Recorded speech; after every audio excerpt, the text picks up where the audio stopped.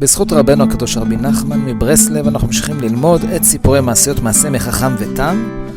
בפעם שעברה אנחנו ראינו ושמענו והזדעזענו כהרגלנו מהחכם, שהפעם ראינו איך הוא ממשיך להפיל את השליח שהגיע אליו, שהיה בעצמו חכם, אבל היה בהתחלה חכם עם אמונה שיש מלך, והחכם הראשון, החכם שאנחנו מדברים עליו מתחילת הסיפור הזה, הוא הצליח לגרום גם לחכם השליח להאמין שאין מלך בעולם כלל. אחרי זה הם הסתובבו בעולם וכו' וכו', עד שהם הגיעו לאיזה מקום שהם ראו שם עגלות, והם חשבו שמה יש פה איזה רופא גדול, והחכם רצה לדבר איתו, ואז הסתבר להם שזה לא רופא, אלא זה בעל שם. זאת אומרת, מדובר בצדיק, אנחנו יודעים, בסוגריים, כן?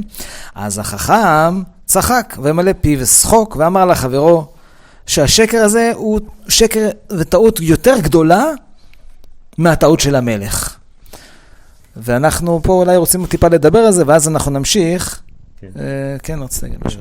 כן, רק משהו קטן, כאילו שהעיר לי שזה פעם ראשונה, הטעות של המלך, הרי עד עכשיו הם השתמשו בזה שכל דבר הם אמרו כמו שזה אמת שיש מלך, כן הדבר הזה. כאילו כשהם רואים את כל העולם, איך הם בטעויות ואיך הם בשקרים, אז נכון מה היה לו לשון, כאילו בוא אני אראה לך איך כל העולם כולו בטעות גדול.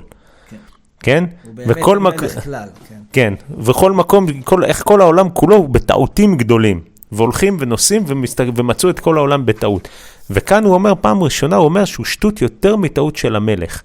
הוא אומר, זהו שקר וטעות נפלא מאוד. מעניין, אני לא יודע אם הוא אמר, השתמש קודם במילה שקר, נראה לי זה רק היה עד עכשיו טעותים, כן?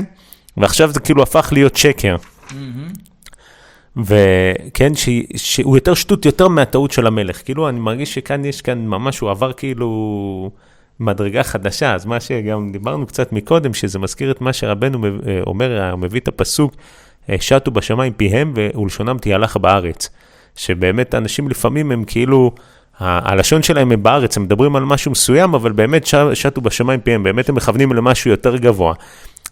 שכאן לפעמים בן אדם שכופר בצדיק, הוא בעצם כופר בקדוש ברוך הוא, אבל לכפור בקדוש ברוך הוא כאילו לא נעים לו, לא מכובד, או נניח קשה לו כאילו בפני, קשה לו עם עצמו אפילו, אז יותר קל לו להגיד, לא, הצדיק זה לא, כאילו, זה סתם כאילו שטות, או רבנו מביא שם דוגמה על הצדיק והתלמידים שלו, שכאילו מי שממשיך בעצם ההמשכה של לקבל את הדעת של הקדוש ברוך הוא, שזה הצדיקים שיש לנו. וכאן זה שטות יותר מטעות של המלך. כאילו איפשהו במלך הוא לא יודע, זה פלא. הוא אומר שהאמונה במלך זה טעות, אבל האמונה בבעל שם זה טעות יותר גדולה. וזה שקר. שקר וטעות נפלא מאוד. זה טוב, רק להדגיש את הנקודה הזאת, כאילו, אני לא יודע עוד מה רבנו אומר בזה, אבל בוא נזכיר שיש דבר כזה בעולם, שאמונת חכמים נקרא, ומי שאין לו אמונת חכמים אין רפואה למכתו, כאילו מי שמבזה את התלמידי חכמים האמיתיים וכו' וכו', רחמנא ליצלן. וידוע שכל האמונה שלנו בבורא העולם באמת האמיתית שנמסרה לנו מאבותינו, זה הכל עבר דרך צדיקים. זה לא שאנחנו קיבלנו את זה מהשמיים, את האמונה בבורא העולם. זה התחיל מאברהם אבינו וכו' וכו', דרך משה רבנו ודרך כל הצדיקים שבכל הדורות, כולל השולחן ערוך וכולל מה שהגיע בדורותינו, רבנו הקדוש. זאת אומרת, האמונה בהם, בצדיקים האמיתיים, זה מה שבאמת נותן לנו באמת לדעת מבורא העולם, ולדעת מהתורה, ולדעת מהאמונה מה זה, ובלי אמונת חכמים, אין לנו אמונה באמת כמו שצריך בקדוש ברוך הוא בעצמו, וזה מה שנאמר גם בתורה כידוע, ואמינו בהשם ובמשה עבדו. זאת אומרת, זה אמונה צריך גם בצדיקים, זה לא, אי אפשר לעשות מה שרוצים, ואני יודע מה זה אמונה, זה לא ככה עובד. אוקיי, אז אולי ככה זה קצת יפריע גם לחכם, שוב פעם, זה מפריע לחכם, להגיד שיכול להיות שמישהו משיג את דרכי האמת והאמונה, והוא זה שמנחיל לאחרים את הדבר הזה, ולא החכם, או משהו כזה. אם החכם לא עלה על זה כמו שצריך, אז מישהו אחר לא יכול, אני לא יודע. כן, טוב, נמשיך עוד. נזכיר רק מה היה גם. מה היה? שהם כבר היו רעבים, ומצאו אצלם עוד איזשהו מטבע, הלכו לבית התבשיל, ומשהו כזה מאוד פשוט, אבל שם עוד אפשר לאכול, ואז תוך כדי האוכל הם מתלוצצים מהבעל שם, והבעל הבית שם אמר להם, טוב, ציימו מה שיש לכם, תסתלקו מפה, לא... בסוף גירשו אותם ונתנו להם מכות גם. מכות, כן, דיברו בפני הבן של הבעל שם. אחרי זה הם הגיעו לפקיד. רגע, לפני זה היה כאן, הם חזרו לבעל בית שלהם. הבעל בית שלהם, בשביל להתייעץ צריך להשיג משפט, ואמרו להם שזה לא בסדר. אתם שדיברתם על הבעל שם, הוא בעל שם חשוב כאן מאוד. וראו שאין בו ממש, וגם הוא בטעות, והלכו ממנו לפקיד. והפקיד היה עקום. וסיפרו לו המעשה, שהיקו אותם, ושאל על מה? השיבו שדיברו על הבעל שם. והיקה אותם הפקיד עקה ופצוע ודחפה מביתו. אני חושב שכאן סיימנו, וכאילו, אני לא זוכר, כן, רק הנקודה של העקום, של כאילו, זה ידוע מפורסם, שגם בחוץ לארץ היה כל מיני מקומות, שהיה עוד צדיקים, שכאילו גם אומות העולם האמינו בהם, גם הגויים, או אפילו עד היום, כאילו, קברי צדיקים. שיש מקומות נניח במרוקו וזה, שיש שם ממש כאילו גויים שכאילו... מאמינים בצדיק. כן, עכשיו, כאילו, עכשיו, מה הנקודה של גוי, כאילו, זה גוי שמאמין בצדיק, זה אומר שהוא ראה דברים בפועל. כאילו, זה כמו שאנחנו יודעים שמה שהגמרא אומרת, של כל טיבו דעבדי עובדי כוכבים, לגרמי עובדין. זאת אומרת, הם הכל עושים בשביל האינטרס שלהם. או כמו שמדובר על בית המקדש, שכתוב שם שגוי שהיה בא, והיה מתפלל, אז היה נענה.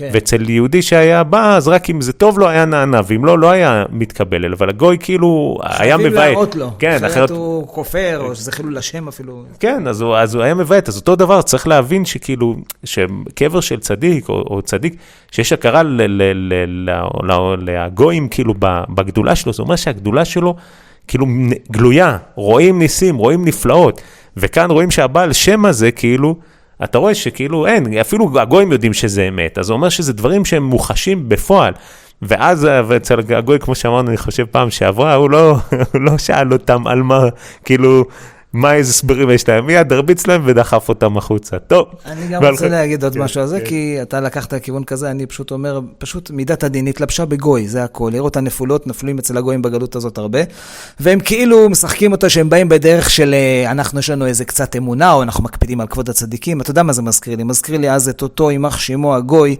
אני לא זוכר מה הוא היה, קיסר מהתפקידו, ששאל את חכמי ישראל, למה הרגו את יוסף? זה מה שהפריע לו, אז כנגד, למה מכרו את יוסף? אז הוא רצה, צריכים לתת את הדין על זה, אז הוא לקח את חכמי ישראל של אז, והרג את כולם, וכאילו פתאום הוא הקפיד על כבוד יוסף הצדיק, שהוא צריך לקחת עכשיו את הדין על חכמי ישראל, באמת זו הייתה גזרה שהתלבשה בו, זאת אומרת, גם במקרה הזה בוא נזכיר, זה לא שעקום באמת אכפת לו מכבוד ישראל וכבוד הצדיקים, יש לו הזדמנות לתת מכה ליהודים, הוא יגיד שזה גם מצד שהוא עומד על כבוד הצדיקים, זה הכל, להתלבש בו הדין, זה כל הסיפור. כן, בטוח שהוא שמח בזה, זה כן. וטוב, נמשיך, והלכו מזה לזה, ממושל למושל גבוה ממנו, עד שבאו לפני המיניסטר הנ"ל. מדובר בתם. הם הגיעו אל התם, שהוא היה השר על כל השרים. כן, הם הלכו מערכה לערכה, לא מצא חן ביניהם, עד שהם הגיעו אל הכי גבוה שאפשר. ושם לפני בית המיניסטר עומדים אנשי חיל, דהיינו וחין, זה השם שלהם. והודיעו למיניסטר, לשר, שאיש אחד צריך אליו. וציווה שיכנוס, בסדר, צווה שיכנס. ובא אותו חכם לפני המיניסטר. מעניין, איפה החכם החבר שלו? הוא לא בא. לא בא, לא מוזכר. לא בא איתו. כן, ותכף בבואו יקברו המיניסטר. יקברו המיניסטר, אתה מכיר את החכם. שזהו החכם חברו כנ"ל, והחכם לא הכירו, מחמת שהיה בגדולה כזו. מזכיר לי את יוסף, אם כבר דיברנו. ממש, דיברת על יוסף בדיוק זה, שהוא לא מכיר אותו. לא הכירו אותו בגלל שהוא היה עם חתימת זקן גם, אבל גם בגלל המעמד שהוא, מה פתאום, משנה למלך, אתה לא מתאר לי שאתה מדבר איתו. זאת אומרת, החכם נכנס לפני התם, התם עם תפקיד עצום עכשיו, והחכם לא מזהה את התם. מעניין מאוד. ותכף התחיל המיניסטר ודיבר אליו. ראה תמימותי למה שהביא אותי לגדולה כזו, ואל מה חוכמתך הביאה אותך. מעניין מאוד שכאילו, התם כאן כאילו לא מנסה להתחכם איתו, מיד אומר לו בפנים, תראה מה הביאה אותי, התמימות שלי, איך הביאה אותי עד לכאן, ותראה איפה החוכמה שלך הביאה אותך. כאילו החוכמה, מה שאמרנו פעמים שעברו, אני זוכר, שהחוכמה של התם היא חוכמה אמיתית, והחוכמה של החכם היא לא אמיתית, כי התם אמר לו, נכון, הוא אמר לו, למה אתה מלא איסורים? אני תמיד מלא שמחה. זאת אומרת, הוא מסתכל על החיים בפשטות, אמת ושקר. הוא טוב, אני טוב לי, הוא לא טוב לי. תראה איפה הביאה אותי התמימות שלי, ותראה איפה הביאה אותך החוכמה שלך. הוא כאילו מנסה לתת לו שכל אמיתי וישר. אתה גם שם לב שהוא מוכיח אותו על המקום. עכשיו בן אדם הזה נכנס אליך, הוא לא מזהה אותך, אתה מזהה אותו, ואז אתה אומר לו, ראה תמימותי למה שהביא אותי, לגדולה כזו. ואל מה חוכמתך הביאה אותך? כאילו עכשיו היה בטח הגיע אליו עני, מרוד, בטח סימנים של מכות על הגוף שלו מהגוי, בטח נתן לו אחד אגרופים, הם, כן? אז תשמע, זו תוכחה איומה, לכאורה, עכשיו החכם אמור לבלוע את הלשון שלו ולא לדבר בכלל, מקבל שיתוק כמו שאומרים, ותראה, מיד מדבר. החכם לא מתבלבל כאילו, הוא שם בצד את כל מה שהוא שומע, לא מעניין אותו. ענה החכם ואמר, מאחר שאתה הוא חברי התם, מזה נספר אחר כך. לעת אתה, תן לי משפט על שיקו אותי. רק רגע, זה מעצבן אותי. מה זה? מה זה הדבר הזה? עכשיו אתה רואה את כל האמת בפרצוף שלך. התם שאמרת וצחקת עליו שהוא משוגע. ורק אם אתה תהיה חולה אולי או משוגע אתה תהיה כמוהו. אז אתה רק מצחוק ממנו וכו'. הוא עכשיו אסר על כל השרים במדינה הזאת, ואתה עכשיו ניגשת אליו. מה, איך אתה מדבר? אני מרוד.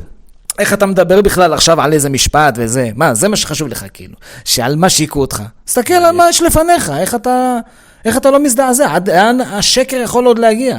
אתה צריך להיות המום לגמרי ממה שאתה רואה מול העיניים שלך. איך יכול להיות? מה זה? אולי תשפשף את העיניים, תצבות את עצמך, אולי אתה חולם, זה לא הגיוני מה שאתה רואה פה. מעניין מאוד מה שאתה אומר, שכאילו מה שמוליך אותו כל הזמן, זה כאילו להוכיח שהוא צודק. ולהתעלם אפילו אם הוא רואה את כל האמת מול הפרצוף שלו. מול הפנים, עכשיו כאילו, הקדוש ברוך הוא מנחית לו וואחד כאילו אמת מול הפנים. שהוא רואה את הטעם, הוא רואה איפה הוא. הוא יכול ליצור להסתכל כמו שאתה אומר, תסתכל איפה אתה, תסתכל איפה אני, תראה מה נהיה ממך. לא שומע. לא שומע, זה רגע, שנייה. חכה בצד, רגע. עכשיו, קודם כל, אני צריך להיות צודק. קודם כל, אני צודק. טוב. כן? שאלו למה. זאת אומרת, למה עיקו אותך? השיבו, בשביל שדיברתי על הבעל שם, שהוא שקר ומרמה גדולה. ענה התם המיניסטר ואמר, עדיין אתה אוחז בחוכמות שלך. ראה, אתה אמרת שאתה יכול לבוא על שלי, בקל. ואני לא אוכל לבוא על שלך. ראה שאני כבר באתי על שלך כנן, ואתה עדיין לא באת על שלי. ואני רואה שזה קשה יותר שאתה תבוא על תמימות שלי. כן? הפוך ממה שהחכם אמר. כן? ואף על פי כן, נקרא עוד צד ואז. ואף על פי כן, מחמת שהיה מכיר בו כבר בגדולתו, ציווה לתת לו בגדים, להלבישו, וביקשו שיוכל עמו. אז זה מעניין מאוד, כאילו אני רואה שהוא לא... טוב. בוא נראה מה אמר לו, עדיין אתה אוחז בחוכמות שלך, כאילו הרגע אני מדבר איתך, אתה רואה אותי מול העיניים שלך, אני מיניסטר על כל המיניסטרים, זה לא תפקיד רגיל, זה לא איזה משהו, אני יודע, זה כבר לא מושל מחוז מה שהיה פעם, שגם זה פלא, זה מנסה, והוא בכל זאת אומר לו נדבר על זה אחר כך, ועכשיו הוא מתחיל לדבר איתו שהבעל שם זה שקר ומרמה גדולה, הרי אתה רואה שכולך מלא טעויות חכם, מה, איך אתה מדבר ככה שזה שקר ומרמה גדולה? אולי אתה גם בזה טועה, ואומר לו, עדיין אתה אוחז בחוכמות שלך, זאת אומרת, לא משנה מה אתה רואה מול העיניים, עדיין אתה ממשיך עם השטויות שלך, הנה אני באתי על מה שאתה אמרת שאני לא יכול לבוא. זה מעניין, מה שרציתי להגיד מקודם, וזה לא הסתדר לי, נתקעתי, אבל אני קראתי עכשיו עוד פעם, וזה כן מסתדר, שהוא לא מוכיח אותו יותר.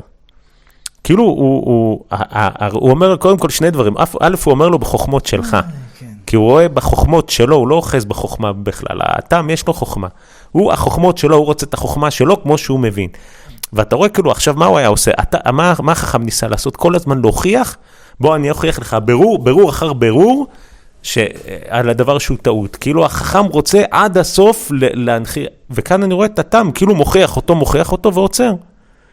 אני רואה שזה קשה יותר שאתה תבוא על תמימות שלי, וזהו. ועכשיו הוא צבע בגדים להלבישו, ושהוא יכול איתו, כאילו, הטעם חושב שהוא יכול הכל להגיע כאילו בכוח השכל, ולהוכיח לכולם שהוא טעות, החכם. והטעם כאן יודע את האמת, הוא יודע שזה יותר קשה, שהוא יבוא על התמימות שלי, זה קליפה קשה בחכם הזה. אז אני צריך כאילו לרחם עליו. קח בגדים, בוא תשב לאכול. כן, אולי דרך שם הוא יצטרך לעזור לו כאילו לפתוח את העיניים, כי הוא רואה שהוא הולך ראש בקיר. זה שלב מאוד מאוד מעניין, אנחנו מגיעים, אבל אולי את זה נשמור לפעם הבאה, את מה שהם דיברו בשעת הסעודה. טוב, זה מאוד מעניין, אבל צריכים להתאפק עד לפעם הבאה. יישארו עמנו עם גלי ננח, פודקאסט ברסלב, ועם סיפורי מעשיות של רבנו הקדוש חכם ותם. אשרנו מה טוב וחלקנו. נחמן, מאומן, כל הישועות.